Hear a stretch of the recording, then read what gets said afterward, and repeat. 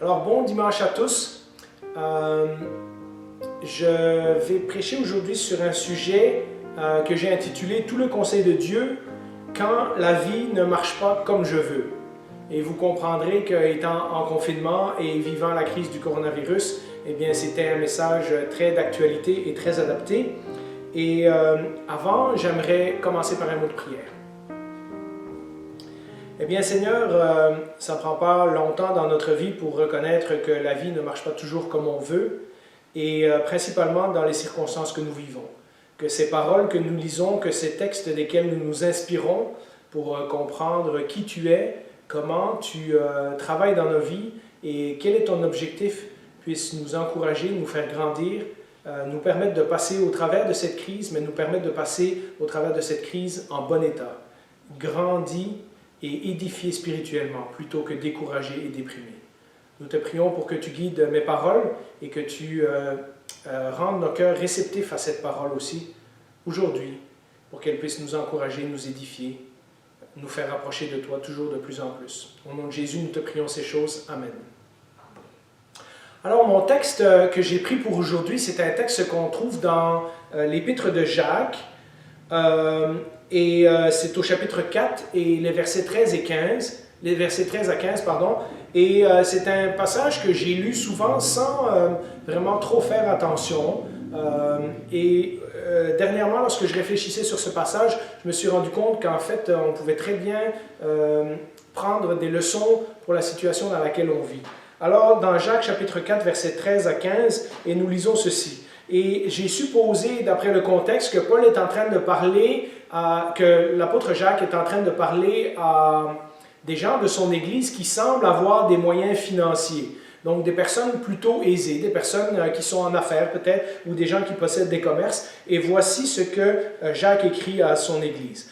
« À vous, maintenant, qui dites, « Aujourd'hui ou demain, nous irons dans telle ville, nous y passerons une année. » Donc vous voyez que pour passer une année quelque part, il faut quand même avoir des moyens financiers. Il faut probablement être dans les affaires ou quoi. « Nous y ferons des affaires et nous gagnerons de l'argent. Vous qui ne savez pas ce qui arrivera demain. En effet, qu'est-ce que votre vie? C'est une vapeur qui paraît pour un instant et qui disparaît ensuite.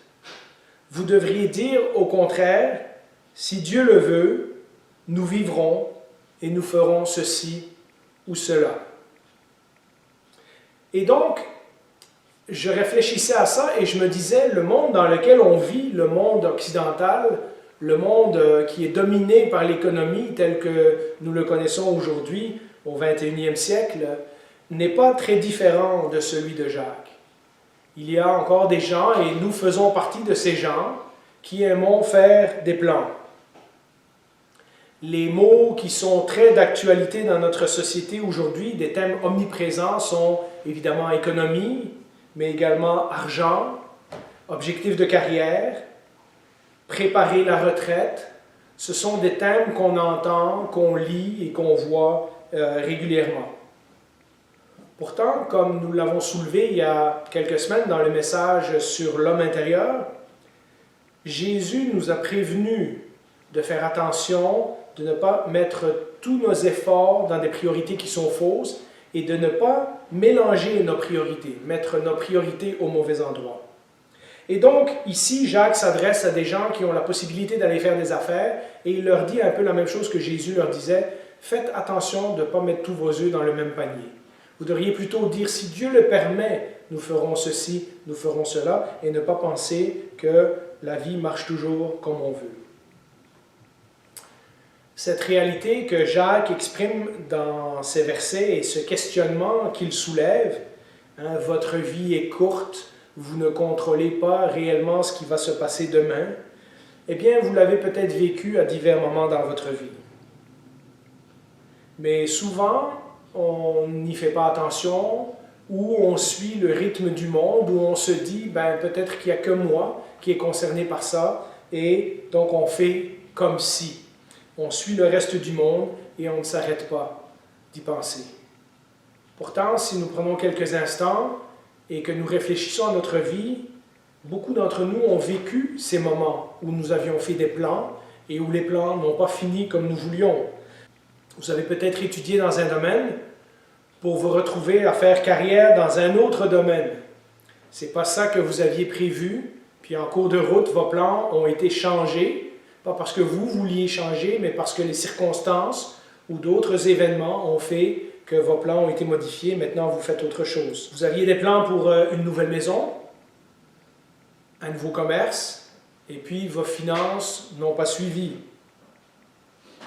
Vous étiez parti en mission pour servir le Seigneur dans un autre pays, et puis là, on vous a dit, le pays est fermé, maintenant il faut que tu rentres. Vous aviez planifié tout un agenda pour l'année scolaire, et maintenant, tout est annulé, et vos plans ne fonctionnent plus.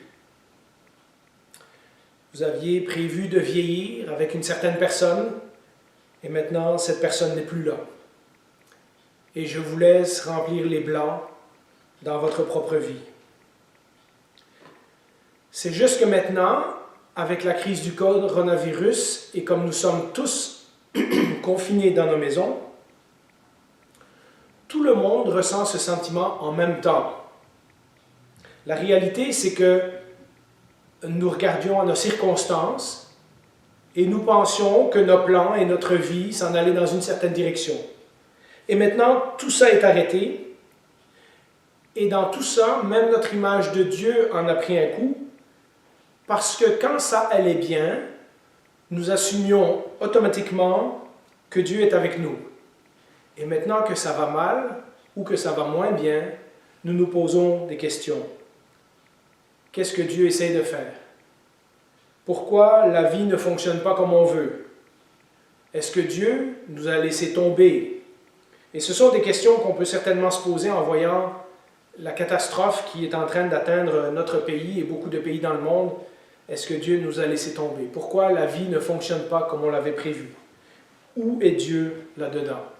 Je me rappelle d'un proverbe qu'on cite souvent, le proverbe 16, 9, au verset 9, ça nous dit « Le cœur de l'homme peut méditer sa voie, mais c'est l'Éternel qui dirige ses pas. » Nous aimerions croire que la vie fonctionne comme on l'a planifié.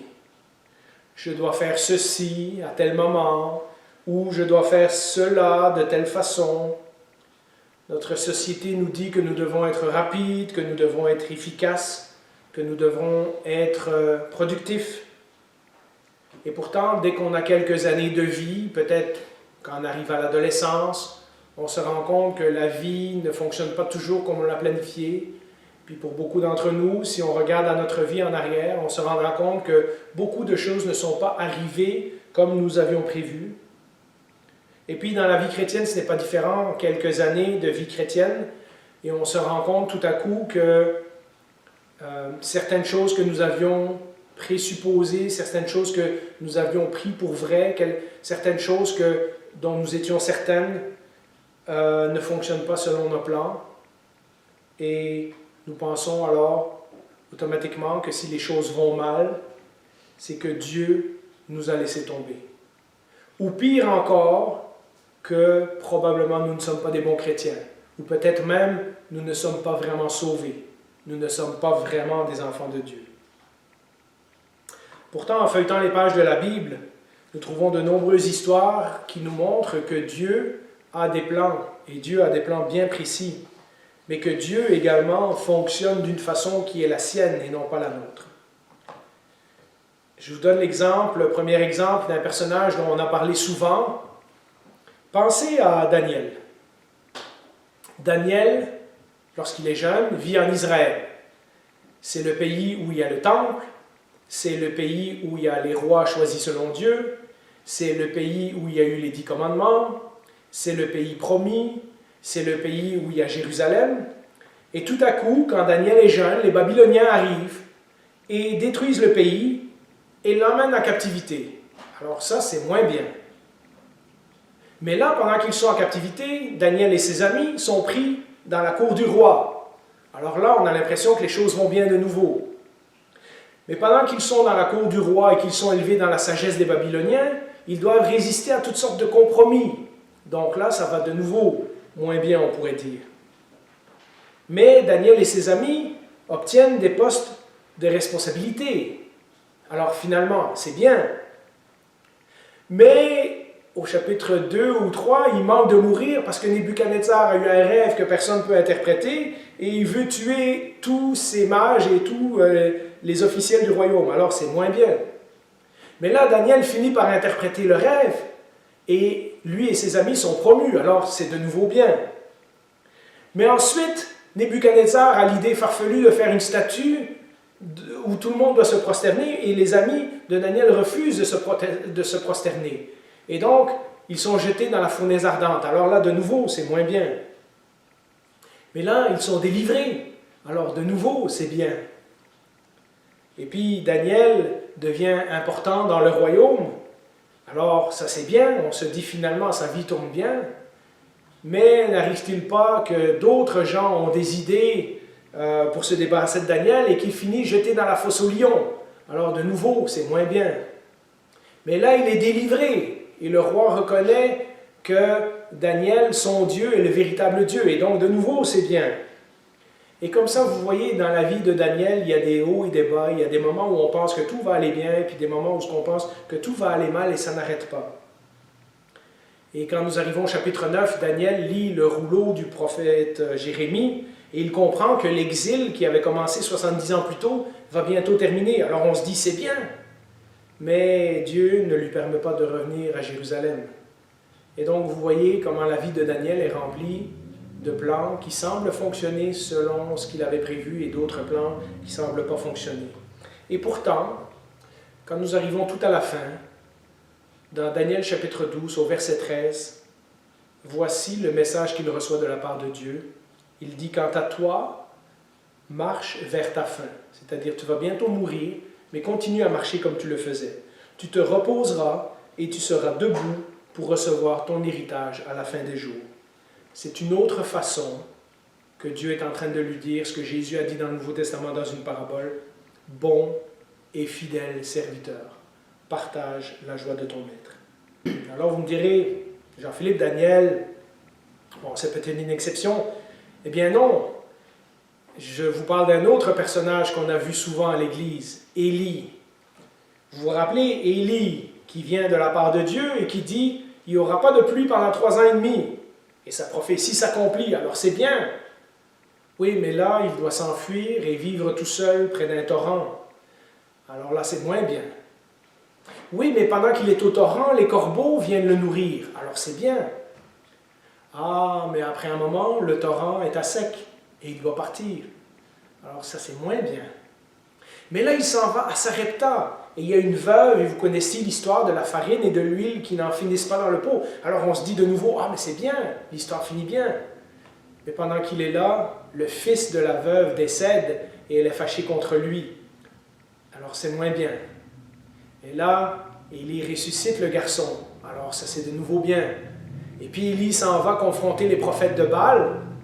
Et là, il gagne la grande victoire où est-ce que le feu descend du ciel et consume son offrande, et les gens reconnaissent que c'est lui le vrai prophète de Dieu, et les prophètes de Baal sont tués. Alors on se dit, c'est bien, l'histoire finit par prendre un bon tournant.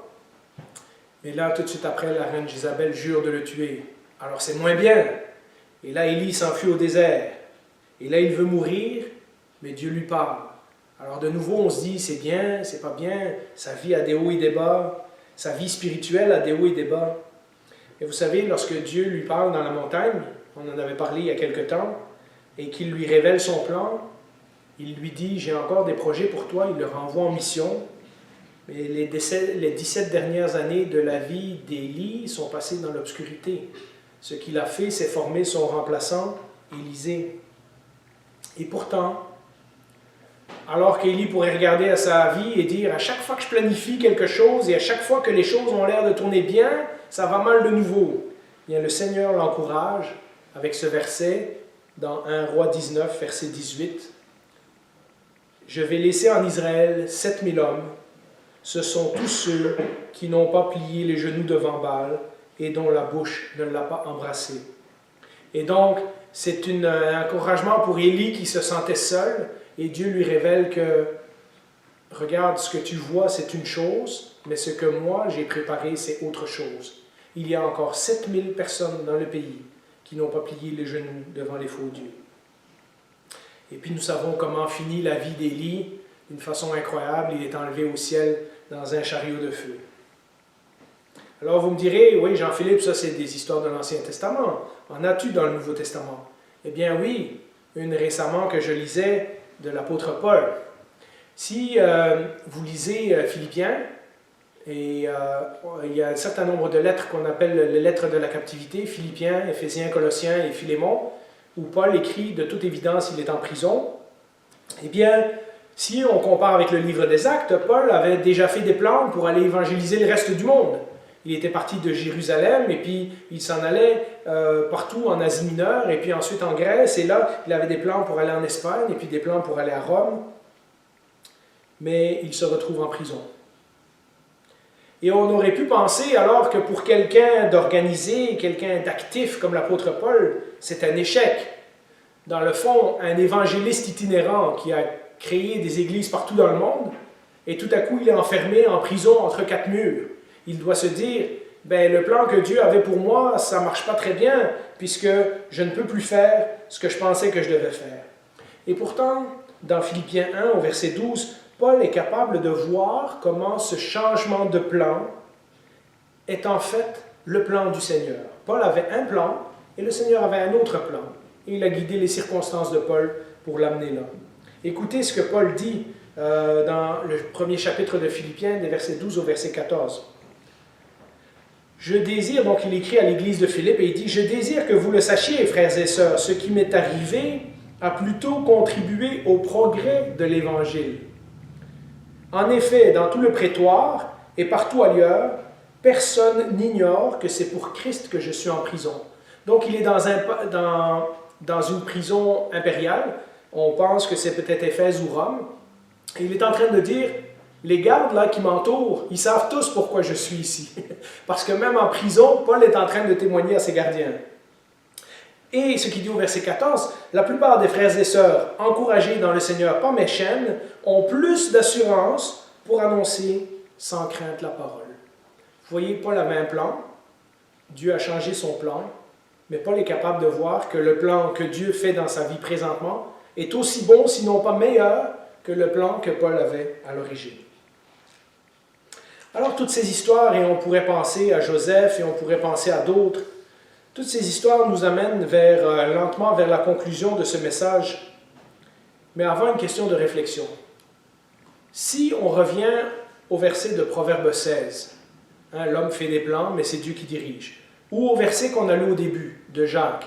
Ne dites pas, je vais faire ceci, cela, mais dites si Dieu le veut. Parce qu'en réalité, votre vie est courte, votre vie est limitée, et vous ne savez pas si vous vivrez demain. Eh bien, il y a deux erreurs qu'il faut éviter.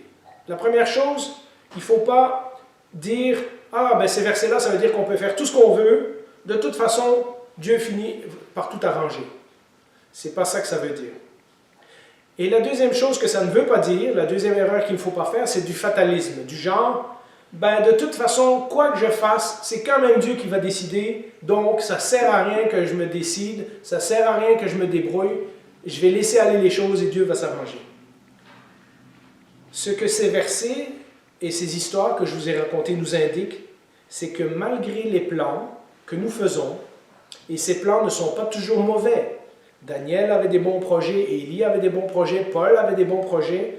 Malgré les plans que nous faisons et qui ne sont pas nécessairement mauvais, Dieu est capable de diriger les circonstances et les événements afin que sa volonté s'accomplisse. Dans la vie du chrétien, ça signifie, entre autres choses, nous rendre semblables à Christ. Au travers de tout ce qui arrive, au travers de nos plans, au travers de nos décisions, le Seigneur a un but, c'est de nous amener à la stature parfaite de Jésus-Christ, comme nous dit le livre d'Éphésiens. Dieu n'est pas intéressé à nous amener le plus rapidement, le plus efficacement ou avec le moins de douleur et de problèmes possibles d'un point A à un point B. Sinon, quand nous sommes devenus chrétiens, il nous aurait amenés tout de suite au ciel et on aurait été parfait tout de suite. Dieu est intéressé en nous transformer pendant notre cheminement ici-bas. Et la raison qu'il veut nous transformer, c'est que si on regarde à nos motivations humaines, de vouloir telle ou telle chose, comme je l'ai dit, ce ne sont pas toujours des mauvaises motivations, mais la Bible nous prévient que notre cœur est facilement tenté, est facilement corruptible, et même pour nous, il est difficile à voir notre propre cœur. Seulement le Seigneur peut juger nos réels motifs et nos vraies intentions. Souvent, lorsque nous recherchons quelque chose, se cachent derrière des motifs personnels, des motifs parfois égoïstes ou des motifs qui ne vont pas honorer Dieu. Des motifs que nous pensons qui vont faire l'affaire de Dieu, mais que le Seigneur sait que non, il faut autre chose, il faut une autre direction. Nous voulons souvent, et dans notre société nord-américaine très pragmatique, très terre-à-terre, c'est encore plus vrai que partout ailleurs dans le monde, nous voulons que tout marche pour nous, tout de suite, comme nous l'avions planifié. Et cela est vrai même dans notre vie chrétienne. Nous voulons être un bon chrétien, mais pas toujours pour les bonnes raisons. Mais les priorités de Dieu sont bien différentes. J'ai parlé tantôt de nos motifs, de notre égoïsme, mais il y a quelque temps, dans la leçon 5, en parlant du désert, je vous ai expliqué que dans le cas d'Israël, par exemple, le Seigneur expliquera que son but, pourquoi ils ont pris un chemin si long, un détour si long, pourquoi leurs plans n'ont pas marché tout de suite comme ils voulaient, c'est que son but était de leur montrer ce qu'ils avaient dans le cœur et de les éduquer.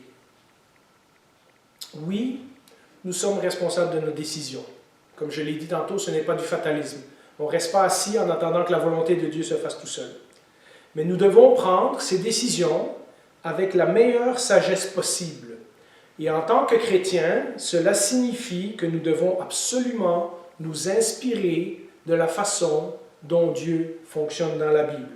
Ce que nous faisons dans tout le conseil de Dieu et ce que nous avons fait dans le chemin de Jésus, c'était pendant 2 ans, regarder à toutes les façons dont Dieu fonctionne, découvrir le caractère, la personnalité, le plan de Dieu, pour que nous ayons des outils, lorsque nous devons prendre des décisions, de prendre les décisions qui sont selon Dieu. Oui, Jésus nous demande de le connaître suffisamment pour pouvoir prendre des décisions avec la sagesse biblique. Dans le cas du coronavirus, de ce que nous vivons présentement, cette crise, notre but personnel ne devrait pas être de vouloir sortir de la crise le plus vite possible, ni de comprendre le pourquoi c'est arrivé, ni de comprendre qui est responsable, ni de savoir quand cela va finir, ni comment sera notre vie quand la vie va reprendre un cours plus normal. Jacques nous dit que toutes ces choses sont hors de notre contrôle. Toutes ces choses font partie d'un plan que Dieu a, qui n'est pas nécessairement notre plan, mais dont Dieu est parfaitement au contrôle. Cependant, nous pouvons choisir qui, c'est-à-dire à qui nous ferons confiance. Et nous pouvons choisir pourquoi, c'est-à-dire pourquoi nous ferons confiance. Alors vous savez, en tant que chrétiens, nous devons faire confiance à qui? À Jésus. Et nous devons faire confiance pourquoi? Eh bien, parce que la Bible nous dit que Dieu accomplira son plan pour nous, son plan qui est toujours pour notre bien. Romains 8, 28. Je vous laisse avec ce verset en conclusion. Dans Colossiens, une autre lettre que Paul écrivait en captivité. Dans Colossiens 1, au verset 21 et 22, Paul dit ceci.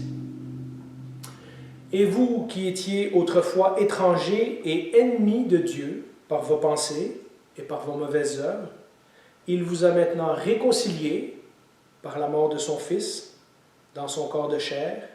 Pourquoi? Pour vous faire paraître devant lui saint, sans défaut et sans reproche. » Ça, c'est le plan ultime de Dieu pour ma vie, pour votre vie, pour la vie de tous les chrétiens. Dieu est en train de nous éduquer, de nous corriger, de nous encourager, de nous transformer pour être prêt à nous présenter devant lui. Le voyage, le chemin que nous parcourons est aussi important que la destination finale. Ce n'est pas grave si nous n'arrivons pas aussi rapidement que nous voulons, aussi efficacement que nous voulons, ou aussi directement que nous le pensions. Du moment que nous arrivions devant lui, comme lui, il nous a préparés. Prions. Bien Seigneur, devant les attraits de la vie, devant l'économie, l'argent, les carrières, les amis, toutes ces choses que dans ta bonté et dans ta générosité tu nous donnes, il est facile de se laisser détourner et de penser que c'est pour ça que nous vivons, de faire nos plans en conséquence de ces choses-là, de faire nos projets, de planifier ces choses comme si nous pouvions vivre éternellement. Et pourtant, tu nous rappelles sobrement dans ta parole aujourd'hui que notre vie prendra une fin, que nos plans ne sont pas de notre ressort et que notre vie pourrait finir n'importe quand. L'important, tu nous rappelles dans ta parole, est que nous puissions savoir en qui nous faisons confiance et pourquoi nous te faisons confiance. Seigneur, que ces versets, que ces paroles que nous avons lues aujourd'hui soient un temps pour méditer, pour revoir nos objectifs, pour revoir nos plans, pour les comparer à ton plan et pour voir si oui, nous sommes sur le bon chemin. Merci Seigneur parce que tu prends soin de nous et que tu nous as promis que dans ta parole, tu nous as promis que ce que tu as commencé en nous, tu vas l'accomplir jusqu'à la fin de notre vie. Alors merci Seigneur parce qu'un jour nous nous présenterons devant toi comme tu veux que nous soyons. En attendant, aide-nous à comprendre que si nos plans ne fonctionnent pas comme nous voulons ici-bas, c'est parce que tu es au contrôle de notre vie et que ton plan pour nous est le meilleur. Merci Jésus. Amen.